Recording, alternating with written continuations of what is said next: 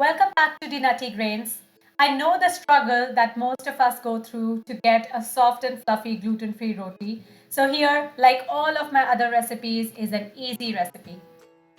Before we move on, I would request you to subscribe to my channel as it will take only a click of a button for you, but to me it will show how much you love and appreciate the hard work I'm putting in to create these recipes. Now with the recipe, take a bowl, add 1/3 cup of sorghum flour, 1/3 cup of tapioca flour or starch, it's the same thing, that is ground sabudana. Start pouring boiling hot water while mixing the flour and water with a fork so not to burn your hands because of the boiling hot water. I used a total of about 3/4 cup of water. In order to knead the flour, take it out on a work surface or a big plate. At this time, you will have a mix of dry and wet flour.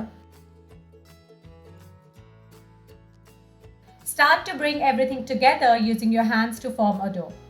In the beginning, you might think that this looks too dry and might need more water, but at the end of a minute or two of combining, you will see that without adding even a single drop of water, the dough will come together.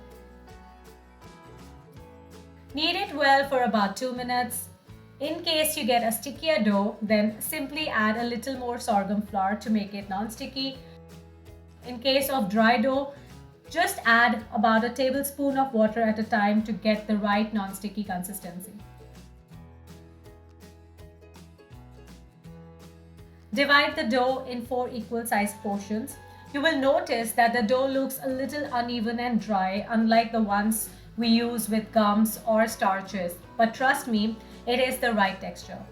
Before moving on to the next step, I would suggest you to clean your hands and get rid of the small portion of the dough stuck to your hands, which eventually will dry up, making it difficult to roll the balls into shape.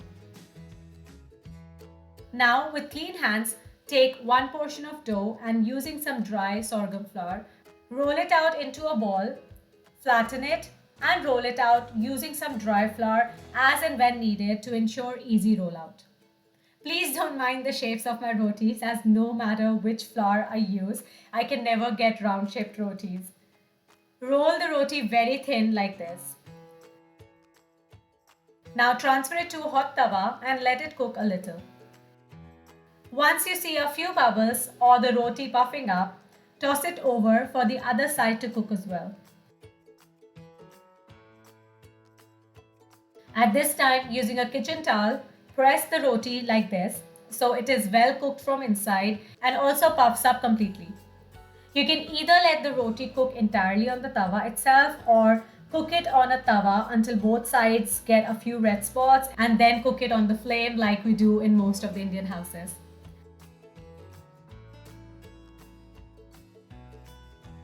All the dough balls must be rolled into thin rotis and they all puff up beautifully every time. Look at these rotis, they are super soft and stay soft for hours. You can double or triple the recipe for more rotis.